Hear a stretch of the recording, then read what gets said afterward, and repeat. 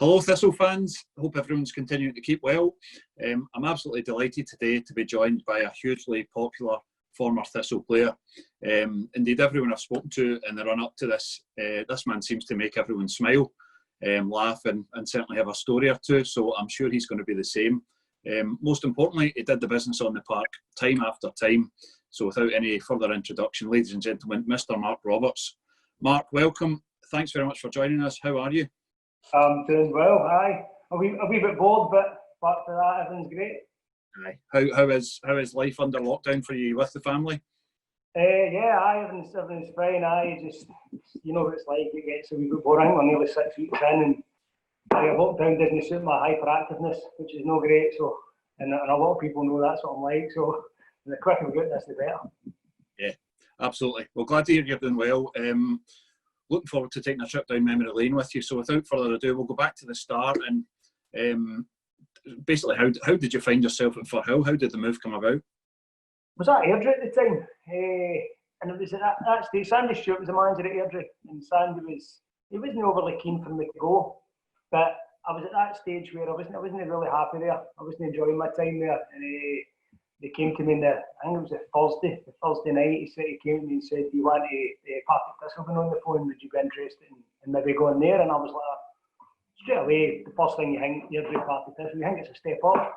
So I kind of jumped at it and went in trained. I went in trained on the Friday, and done a training session, then signed straight after it. Basically, soon as I went in there, I had a great feeling about it, and we just always knew that Thistle were a kind of big club, a lot bigger than Airdrie were anyway. And as I say, I wasn't enjoying my time there, and I got the opportunity to come to Firhill, and I jumped at it.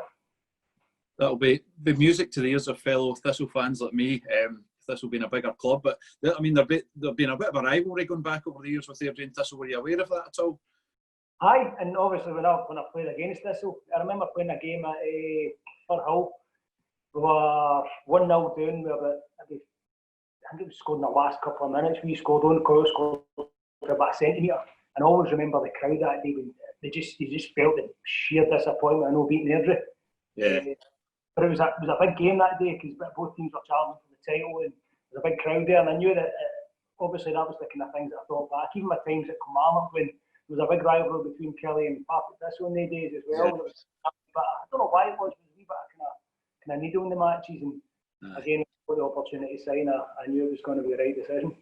Absolutely, I do remember that one each game. Because I believe after the game, John Lambie broke the record for the most swear words in a press conference. I think it was an aerial challenge by someone, maybe it was Owen himself, who got the goal in the last minute. So, speaking of managers, you obviously signed for Dick Campbell. Yeah. How was the Dick Campbell experience for you? He's obviously at the moment this season, fantastic achievements, but this is 15 years ago. Listen, that was bonkers, absolutely bonkers. Pure old school as well. We had a knack of getting good players in that you kind of let manage the pitch themselves, and when they were all the white line, they got good guys that could go in and do that for them. But he was bonkers. I think he got a tough time at Thistle, to be fair. I really do. I think the fans did come on a wee bit too quickly, and you can see how good a manager he is and what he's doing up there at the moment. But so many things he used to do used to baffle you. He used to have sing songs before the game. I remember playing a game at, I think it was at Capello, or in the dressing room before the game, and he comes in and he goes round every single player and he asks them, "Give me a song, give me your favourite song." So he goes round every day and he wasn't interested, and then somebody at the end just turned and went, "My Way" by Frank Sinatra. So he actually, before the game, remember the dressing rooms are right next to each other at Capello. He helps out "My Way," honestly, 5 minutes long, honest to God. Absolutely brilliant. Boys are all boys, and get battered 2-0. Didn't sing it again then. They must have been sitting in the dressing room going, "What the hell is going on over there?" But listen, that was the type of thing he'd done. I loved him. I thought he was great. I still keep in touch with him. Good guy. Yeah. Clearly, there was ups and downs during the Dick Campbell reign at Thistle for sure. But one thing's for certain, he's a good football man, and you don't stay in football that long without knowing your stuff, do you? So. That season, then, do you remember your Thistle debut? I do very, very well, actually. It didn't start well. I was at Dumbarton at home, and we were doing 2-0. Yeah. I think they got somebody sent off, if I'm right. I'm not sure if that was later in the game, but luckily enough in that game, I scored quite quickly after it went 2-0. Got my first goal, and then I scored second half to make it 2 each. Again, straight away that endeared me to the fans. The fans were. Yeah. As a striker and you go into a club, it's really important you get that goal straight away so that you can have that wee bit of kind of personality about your game and react to how the fans like you and stuff like that. And I got a couple of goals early, and we actually went on to win that game 3-2. It was a great, I think, took us into the winner that day. So spot on. So no, it was a great debut, because any striker scoring 2 goals and winning in their debuts is obviously good, especially for the home fans as well. And at that point, I think that was when I made that connection really quickly with the fans. Yeah, absolutely. And it ended up being a pretty eventful season. We'll come back to the end of the league season in a minute, but a Scottish Cup run was a big feature of that season as well, right from the early rounds through to Tynecastle and the quarter-finals, and coming out ever so close for a team 2 tiers down to taking Hearts all the way. Do you remember, what do you remember about the cup run and then that game itself? I think I scored a few goals in that cup run, actually. I think it was, I just remember that when we got to Tynecastle, everybody was expecting us to get an absolute doing, but I thought we played really, really well that day overall. I just think we gave away a couple of silly goals, and again, I scored a good goal that day. It was live on the TV, and it was on Sky that day. I think it was a lunchtime kick-off as well, if I'm right. It was an early. Yeah. I ended up getting a goal, scored a good goal that day. And, I think Darren Brady missed a real chance, a real sitter. Maybe I changed things, because it was a great wee cup run, and again, for so-called smaller teams, a couple of divisions down, to go to Tynecastle and give them a hard game was good. But again, that glorious failure thing, it's disappointing not to win games like that. And a wee stat for you that according to Graham McRoberts, who works with me for you're the only opposition player to score at that end at Tynecastle that season. Is that right? Aye. I mean, I don't know how we found that out. It sounds great, but that's incredible how somebody knows that. But no, it's good. It was a cracking goal, a kind of diagonal run, and then tucked it away in the corner. I beat 2 or 3 players that day. I think there was a couple of internationals in there. I beat 2. I loved the wee chop. That was the one thing I liked today, is kind of twist and turn and chop people, and I curled it in the far corner, which was, it was a good goal. It was one of my favourite goals for Partick. There you go. That's one for the young fans to look up and try and replicate the Roberts chop in their garden or hall later today. I'm in the back garden now, don't worry. Clearly, we ended up in the playoffs. You could probably spend a whole hour talking about the playoffs themselves. The semi-finals against Stranraer, and then we went on to the Peterhead final. So we'll focus on that. The home leg it was the midweek night at Firhill, and losing the game 2-1 quite late. It felt like a bit of a downer. I remember the mood in the Jackie Husband stand was really down, but we had to remember we're only at half time in effectively a cup final, so there's a long way to go. But what were your thoughts halfway through that time? Peterhead actually gave us all the incentive we needed for the final game on the Sunday. We knew that, I thought we were the better team actually in that game. I think Billy Gibson scored with a header, and then they scored a couple of late goals, but they celebrated after that game as if they were promoted. I remember them up at their fans and gaining everything. We were like, it's only half time here. They think they've beat us, and that was insane. We used that actually going into the game on the Sunday, and see that night in the dressing room, it was it wasn't a disappointment, it's more an anger. We didn't have any issues about going up there. We were really, really confident going up there and winning. And then obviously the second leg did take care of itself with a bit. To be fair. It was a day I don't think any Thistle fan who was there will ever forget. All the diehards made the long journey up. Clearly went a goal behind, but you scored. You really importantly got us back in it quite quickly.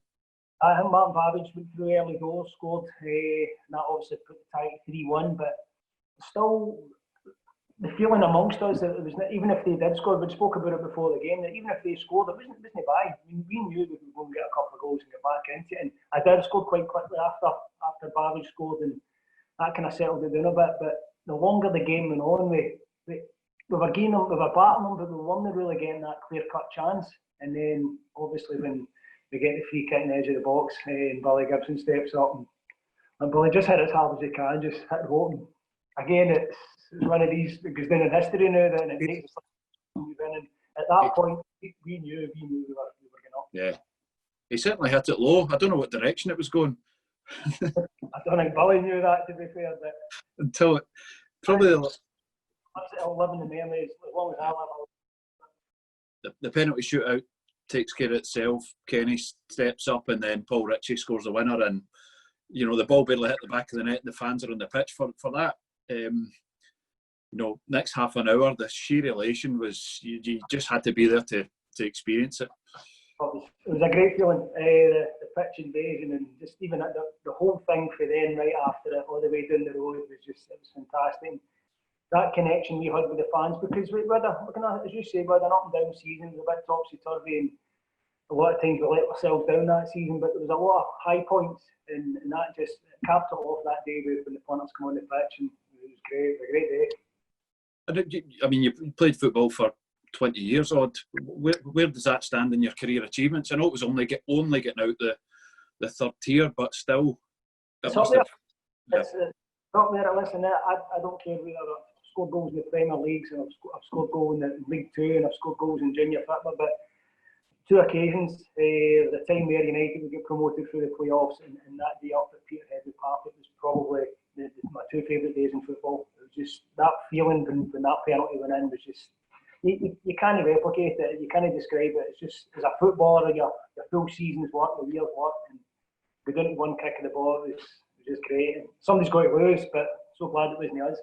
Absolutely. And finally, is there anything you can tell us about the bus journey home? Well, the bus back in one piece, that's a fact. I remember we went to Aberdeen, we stopped for a carry out, and we sent Adam Strachan in, which wasn't a great decision. And it was the first time I've ever seen somebody come out with two trolleys full. How he pushed two trolleys, because Adam was built like a stick. He was pushing these two big trolleys full of alcohol on the bus, and then all the way home, the sing songs, even the manager was getting involved. I think we came off the bus at Firhill and hardly anybody had a top on. I think everybody had their tops all ripped off, and the bus was flooded, and but again, it was one of the days you'll never forget, and it's up there at the top for me. Season 2006-2007, back in the First Division, Player of the Year nominee that year, I think, and a great season personally. Thistle started really well, fell away a bit. One of the irritants really of those two seasons was Gretna, and something that people still refer to as a fairy tale, but it must have been quite annoying, bluntly, to be up against that and maybe just have stopped the progress we might have made at that time. I definitely. Listen, Gretna were great. They were a really, really good side, and they had players that were playing at a better level, but should have played at a better level, but they were playing against us. They were a good side, a lot of seasoned pros, a lot of guys that were hungry to go and do really well for themselves. And at the end of the day, it came down to money, and they kind of bought their way to the top at that point. And everybody knew they weren't going to sustain it, and ultimately it went downhill for them. But we were just unlucky at that time that we were in the league with them, because we got a couple of roastings for them, to be fair. But I think it was only one game I remember we actually got in from. It was a 2-2 draw maybe at home, if I'm right in saying. But there was a late comeback and a 3 each as well at one point. So what a game that was! Aye. Actually. That's right. I think some fans had gone up the road, but well, they must have, because I think it was only about 10 minutes to go or something. It was a late one. But no, they were a good side, and we were just unlucky we were in at that same time as them. But no, for me personally, that season was fantastic. Scored a lot of good goals that year. Scored a lot of goals quite early, right up to probably February, and then I had actually had a wee issue with a chest infection. Then I ended up having asthma through it. And my second half of the season was a bit stop-start, especially for about February, March onwards. I didn't feel right, and I got to the end of that season where I really needed a rest. And probably, I think I scored 18 or 19 goals that season, but I think I would have scored a lot more if I didn't have that, because I'd missed a few games, and when I did come back, I didn't feel right. So that was the thing, that second half of the season, that I couldn't continue the form for the first part of it. Is that, you look back in your Thistle career, I think you scored 46 overall? Somewhere along the lines, yeah. Would have been nice to get to 50. Would have and as I say, that was probably the reason I never was that Yes. time that season or the kind of maybe the last quarter or whatever it was, but didn't feel right. And again, these things happen. There's people with injuries and illness season got unwell, and you do miss parts of the season. But again, that's football. So eventually, you're reunited with Ian McCall. Yeah. Where do we start with the gaffer? A different relationship with him. You've worked with him for different clubs over many years. How do you describe Ian McCall? He's another one that's bonkers. He's different. He's in all the managers I've played under. I would say Tommy Burns is the best manager I've played under in terms of learning the game, because I was only 16, 17 at the time, and I needed somebody like him at that time. But the best manager was Ian McCall by a mile. Made me feel like the best player on the pitch every time we went out there. I couldn't wait to his team talks, because he used to sit there and he goes through his team individually and every player individually. You're sitting there and you're actually quite nervous what he was got to say, but made me go out there and made me feel as I was the best player in the park every single time. And that's something that I kind of use now when I've been in the management game, is to try and replicate some of the stuff that he done, because I thought he was fantastic for that. It just made you feel $1 million. Yeah, he's actually been in contact just to drop in a wee question for you. So I'll just directly quote me. Says, when I went mental after a game at Mark, why did he start shaking and spill his tea on himself? And does he still have the burn mark on his leg? That's a total fabrication of the truth. You know what it was? You've got the right to reply. It was a bottle of Lucas, one Coyle, who was all lined up there, was sitting next to me, and he was nudging me while he was talking. We were actually laughing. We were only scared of him in any way, so you can take that back to him. He still goes over. He's a roaster. Under Ian McCall, Scottish Cup quarter final again. I don't know how much you remember about those two ties with Rangers, but we came ever so close, and for 60 seconds we were ahead at Ibrox. That amazing pass by Gary through to Damon Gray, and almost a full stand of Thistle fans behind the goals. How was that to play in? Brilliant. Gigi's pass that night for Damon was great finish as well, and again that celebration was great. I think everybody just piled into the crowd at that point. Right. And I remember when we were going back to the halfway line, it was like some of the chat between the players was, listen, just at least 5-10 minutes, just keep it tight. Whatever we do, keep it there tight for another 10 minutes, you've got a real chance. And 60 seconds later, it was probably the worst goal I've ever seen in my life. I think Chris Boyd scored about 42 ricochets, and it ended up. No, that was disappointing, because you don't get many chances to beat the Old Firm, especially when you're a team in a lower division. And we did have a real chance that night, because I didn't think they were batting the door down with us. We didn't feel under any real pressure, but losing that goal after that minute, straight after we scored, was back to haunt. It was basically because I think we probably deserved to get something that night in terms of going through, but disappointing. It was that wee bit of weakness in our game that we did give away a goal really quickly, which was tough to take. Yeah. Overall, look, I mean, you obviously stayed on till the following season, left for Hull. How did it feel when you left the club? How did you enjoy it overall? Loved it. Listen, everybody I speak to, I still say it's probably my favourite time. I love the club. I love the fans, and again, I was lucky that I scored goals and the fans take to you. That's a big thing. But I remember it was time to go. I was gutted that I left, but it was time to go. I felt as I was getting a wee bit stale at that point. I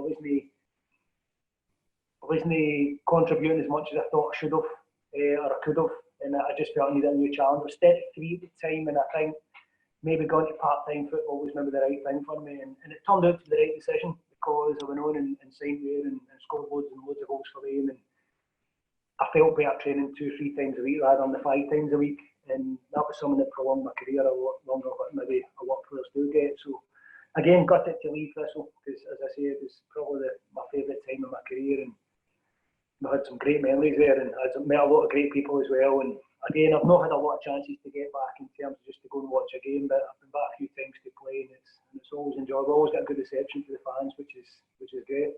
I mean that universally, the the love the fans still have for you. It's clear to see, even when we see goals played on the Thistle social media channels going back. And I think I saw one comment from a fan saying, at that time, where would we have been without Mark Roberts? So you really, helped drag us out that division and probably got us in a better place than we did. And ultimately, those years slowly but surely built the foundations for Thistle eventually getting back out the top tier and enjoying success under Archie. So, I think I speak on behalf of all Thistle fans that it was a pleasure to watch you, and thanks for every one of those 46 goals.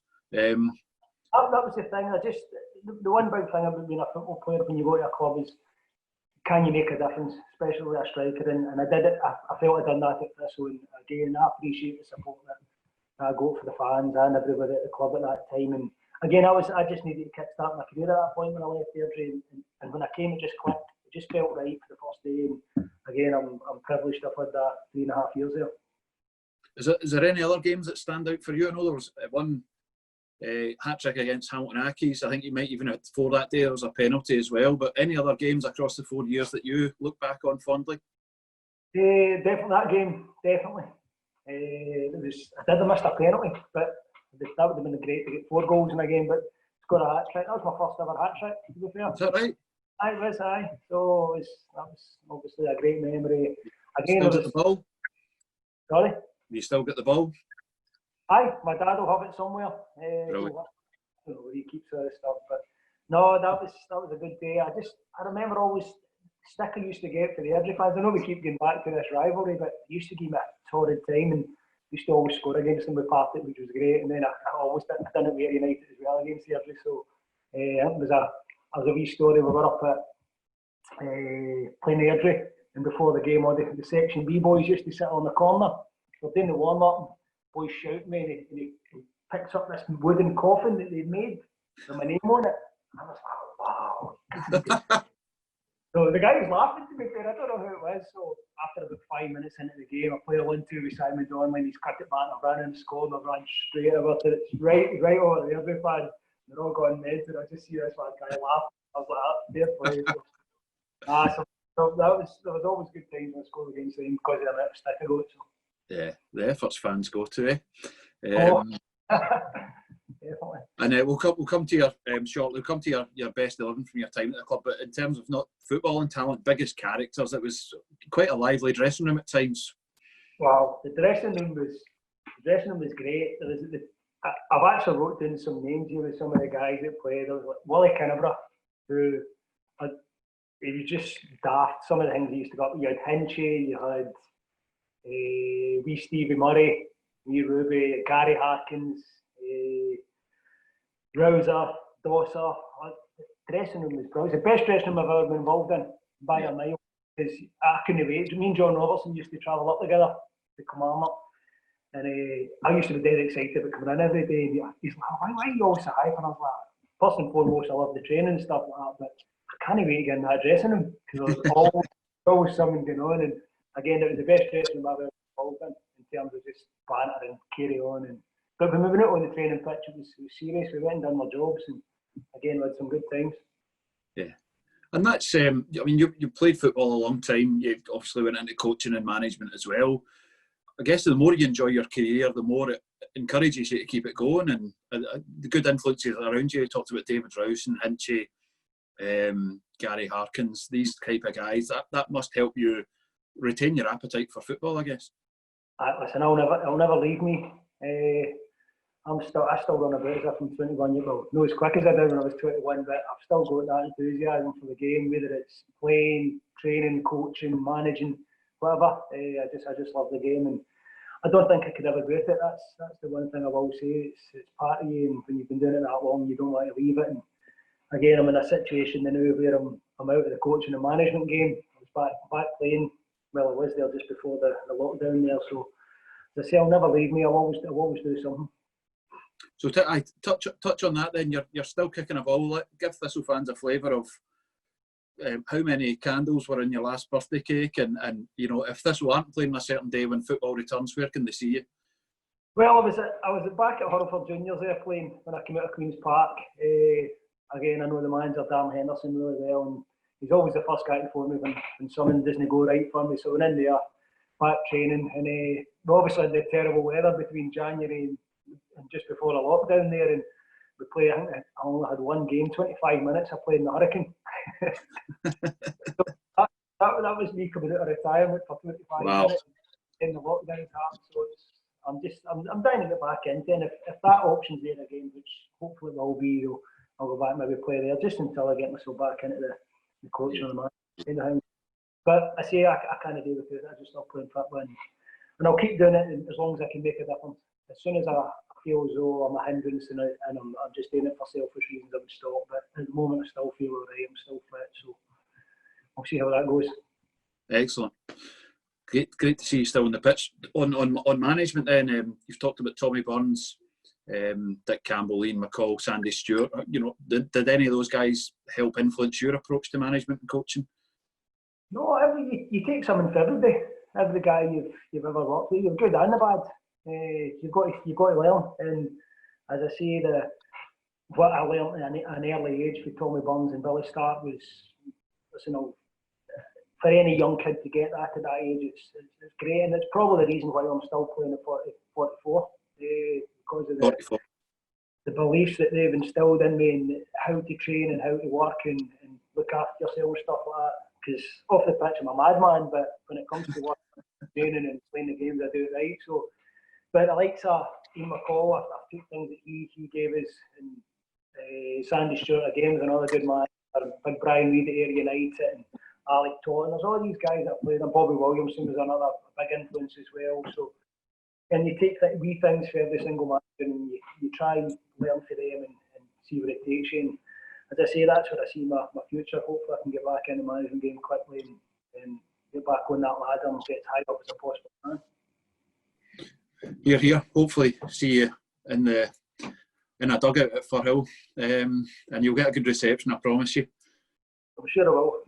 So let's, without further ado, let's see what Mark Roberts' Thistle 11 from his time at the club looks like. The rules are simple. You're the manager. You don't play. You pick 11 players who you played with between 2005 and 2009. Over to you. In goals, it was a tough one actually, but it was between Champ and Jonathan Tuffy. Jonathan Tuffy was a really, really good goalkeeper, but I'm going to keep the punters happy and go with Champ, because he's been there a long time, and again he'd be on the phone moaning at me if I didn't put him in, but he actually had super glue in his feet. He didn't like coming off his line. It never came anywhere near that 6-yard box. That was a fact. But no, listen, big Champ would put him in there as a goalie. Okay, defence. Right back, Grant Murray. Steady Eddie, not the most technically gifted player, but he was a good defender, a good talking defender. So I would definitely put him in there at right back. Left back, I go. This again was a tough one between Scott McCarthy and Mark Fodell. Yeah. Todd's a good footballer, could get forward and go and join in the game. Good. He could play wing back as well. He could play centre half. But Scott McCarthy, who I grew up with a young age, we came up through the ranks, through the boys' club football and stuff like that. And I had a hammer and a left peg. And he's a good lad to listen. He's another fan's favourite as well. Absolutely. The strike side, so he's in at left back. Plus, you get into a fight, he's always good to have. Then I'd have Big Archie. Speaks for itself. Club legend. Another one who didn't mess about, done his job right, and great professional as well. And I was delighted when things did go well for him at Partick in terms of management. It was great to see. I was really proud of him for that. And again, he's back in there the new, and hopefully things will turn around. Obviously next season when they get going again, and I'm sure it will. His partner in there will be Scott Boyd, which might surprise a few people.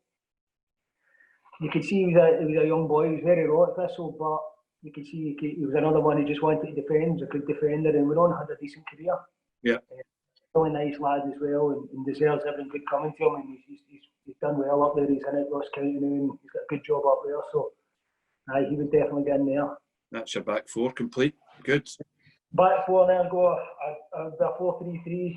In the middle of the park, I would go with Rouser, just because he's an absolute dog. batter into people, and a great lad about the dressing room as well. Yeah.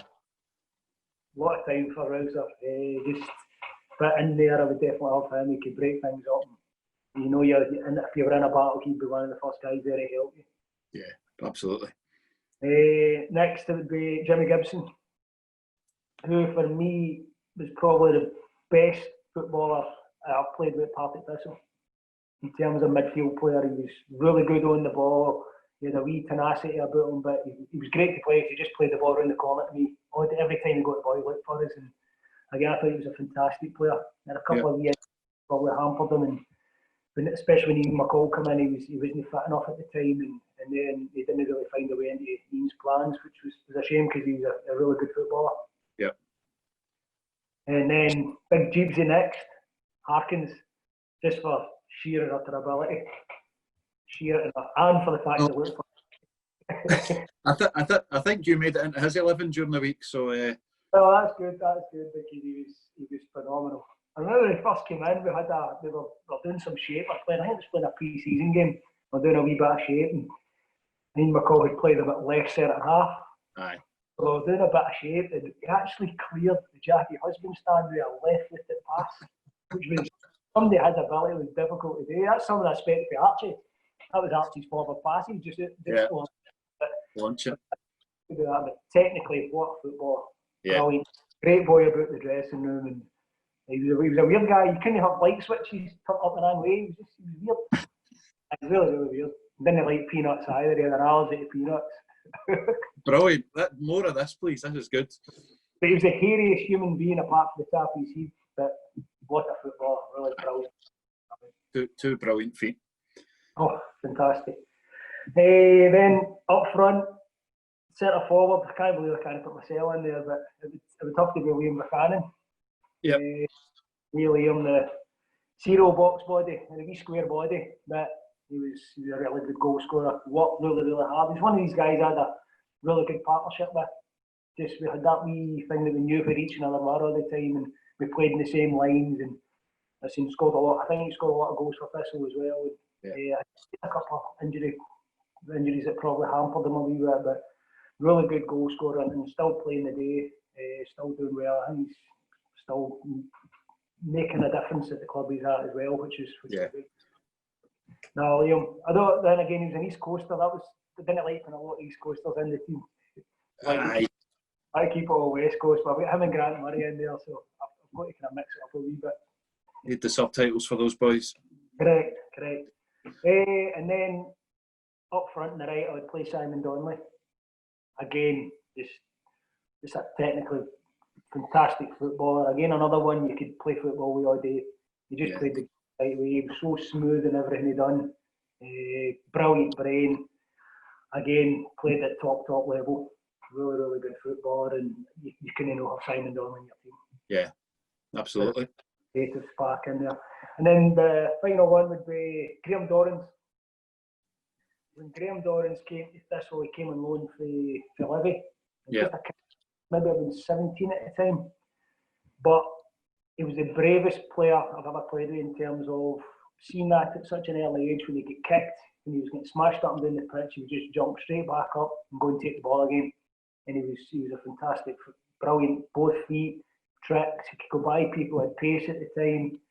He also scored the best goal I've ever seen at Farrell. I was going to ask you. It was unbelievable, absolutely incredible goal. It was an overhead kick in the top corner. And I think we could beat that night. It was a poor game for us, but what a goal it was. Yeah. A quiet lad, really, really quiet lad. And sat between me and Jimmy Gibson in the dressing room, which is not the ideal place to be honest, in the dressing room. Used to sit there and told you just on a daily basis tell us he hated us, but he was a great lad as well, and went on, had a really, really good career. Played at a lot of good clubs at a right good level, and again he's moved himself to the wider area into the middle now, and he's an accomplished player in there. So no, listen, Dorsey was excellent for us, really good. Brilliant! What a team! Once again. I think Jimmy Gibson, maybe one that Thistle fans will maybe don't appreciate just how good a footballer he was, is the one that stands out. Really, really good footballer, and just the way he played the game, he'd always go and link the play, he could get it. His first pass was always trying to get into the striker. And that was ideal for me, because I like to come in and try to link the play, and he'd always look for you. And he's a money face we get as well on the pitch, which was good, which you need. There's not enough of that nowadays. And it was really good. You could be running through and goal just to go to beat, and he'd be actually cut it and be 20 yards behind you. I'll let you off, but good boy about the dressing room as well, man. Yeah. As well. And really, clearly, really strong middle to front there, especially, which, you know, you've left a few out, including yourself, but at that time we did have a lot of good attacking options, and just a cracking team. Do you keep in touch with many of these guys then? Scott McCullough, Rouser every now and again, Simon Donnelly, text back and forth. Jimmy I still speak to. Jeebsy every now and again. Most of them, I would say. Nearly all of them there. So, you don't get the chance to go and socialise with them as much nowadays. But and that's the strange thing about football. You spend pretty much. You could spend years sitting next to each other and training with each other, and then when you leave a club, you kind of lose that connection a wee bit. But you always, and that's a good thing about football. They're pals for life. And I say it, loads and loads of good people, and not even just in the playing side, even the kit men at the time, Ricky and Chico, they were a big party, to be fair. And again, they were, like you, that was one of the reasons why you couldn't wait to come in the morning, because they were always up to no good. And again, happy atmosphere you used to come into every morning was brilliant. Superb. Right, final question. If I was to get one of these 11 on for a chat, who would be the best value? Harkins, probably. Aye. Jimmy Gibson would be good to hear, see what he's got to say. Aye. But Harkins is probably good fun. But then again, a lot of them, there's no, as I said, I've played football for a long, long time, and I've never really played with anybody I didn't like, which is strange. 28 years I've been in the game, I've no disliked a player I played with, so that says a lot about our footballers. They got a bad rap at times, but they're good guys. Definitely in that bunch there would be some team that a wee chance of winning. That's a good 11. We'll maybe give Gary a shout. I'll just make sure the light switches are the right way up, and I've got no peanuts. So I set some KP nuts there and flick all the switches up. Get off me. Brilliant. Look, that's flowing in. I hope all Thistle fans enjoy it as much as I have. It's been an absolute pleasure, and clearly we all wish you and the family well for the rest of this lockdown period. Hope to see you back in the football pitch soon, and most importantly, when football returns to Firhill, we'd love to see you there. So I know you might want to say, wish the Thistle fans well, so I'll hand over to you for the final word. No, listen, it's been great to come on and talk about Thistle. You don't get the chance to do it much, but as I say to everybody, I hope everybody's keeping well, keeping safe, and hopefully I can go up to a game soon and see everybody, and obviously getting to see Ian McCall and hear his terrible patter. So it'll be fun to get back and see you all. But I appreciate it. Thanks. Thanks very much, Mark. All the best. Cheers. Thanks. Bye-bye. Cheers.